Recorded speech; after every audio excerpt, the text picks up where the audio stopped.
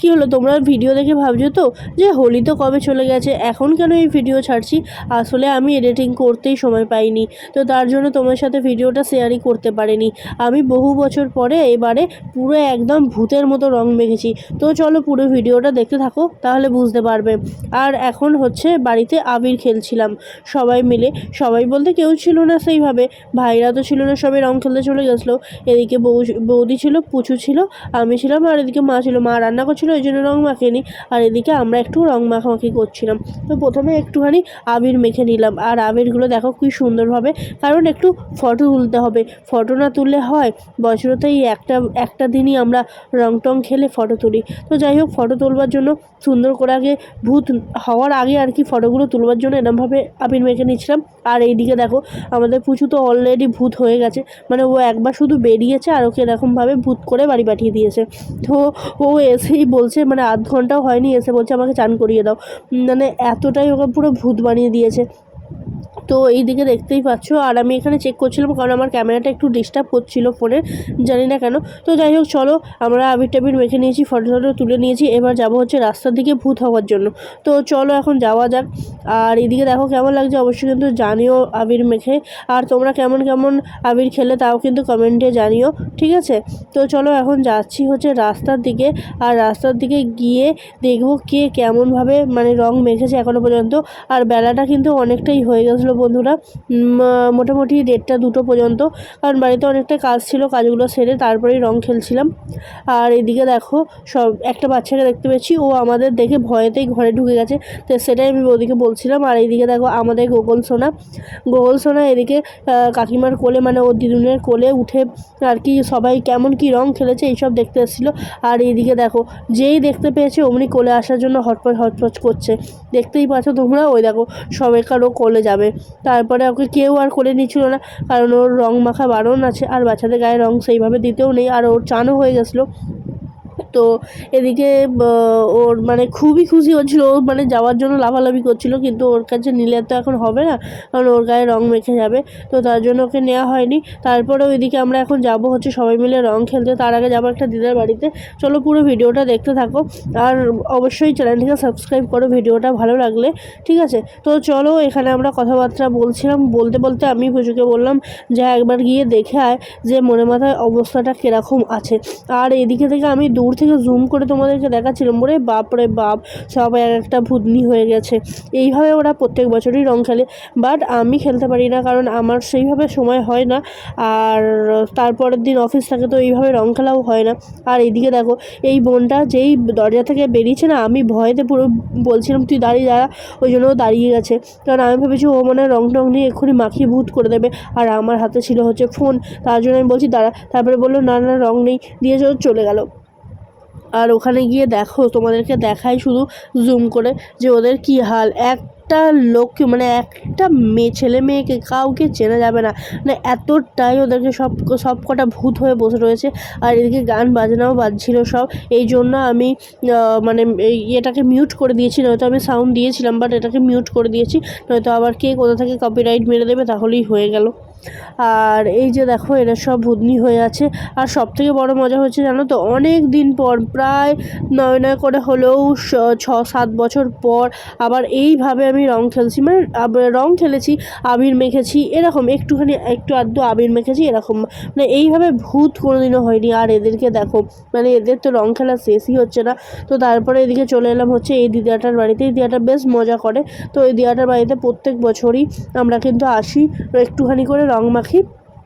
আর এইদিকে দেখো পুচুকে দিদা পুরো সিঁদুরের মতো পরিয়ে দিচ্ছিলো লাল আবির দিয়ে, বেশ ভালো লাগছিলো। যাই হোক, তারপরে দিদার বাড়িতে দিদাকে আবির টাবির দিয়ে একটুখানি দিদা মটফট খেতে দিয়েছিলো, খেটে তারপরে এখন আমরা চলে যাব হচ্ছে আবির খেলার জন্য, মানে রং খেলবার জন্য। আর এইদিকে দেখো দিদার গাছে, এখানে কাঁঠাল গাছে একটা দেখছিলাম, আর এত কাঁঠাল হয়েছে, তো দিদাকে ওটাই বলছিলাম যে কাঁঠাল নিয়ে যাব। তো দিদা বলছিল যে ঠিক আছে, তোদের যেটা পছন্দ সেটা নিয়ে যা, কিন্তু কাঁঠালগুলো অনেকটাই ছোটো ছিল, তার জন্য নিয়ে নিই। তো চলো এখন যাওয়া যাক রং খেলার জন্য, মানে ভূত হওয়ার জন্য। কারণ এবছর ভেবেইছিলাম যে প্রত্যেক বছর তো নিজেরা একা একা খেলি, এবছরে সবাইকার সাথে আনন্দ করব, তার জন্যই চলে এসেছিলাম। মানে নিজেই ভূত হতে এসেছিলাম একদম। আর হওয়ার পরে নিজেকে শাকচুনি লাগছিলো, মানে কি বলবো, তোমরা না দেখলে বিশ্বাস করবে না।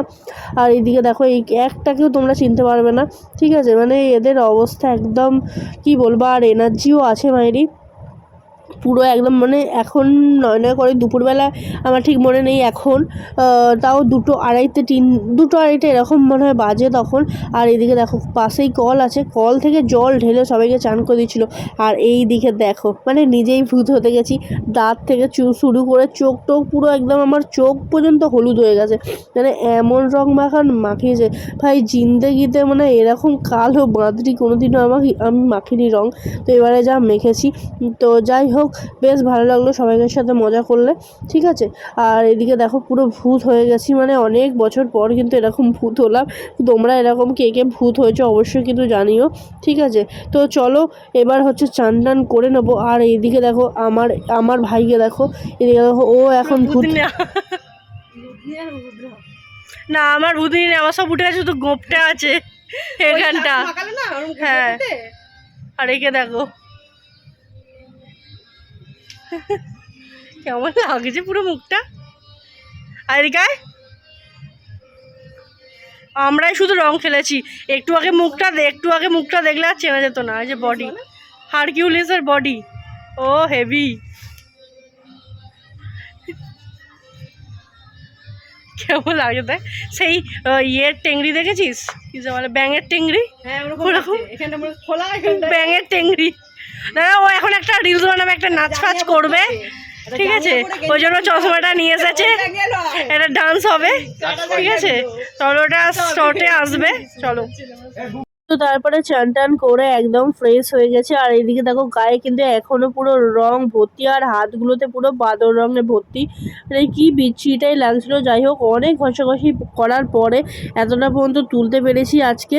তাও যেন সেই কান টান রগড়ালে যেন সেই দেখো রং বেরোচ্ছে যেন মনে হচ্ছিল। তো তাই জন্যই কানগুলো আবার রগড়াচ্ছিলাম বসেই।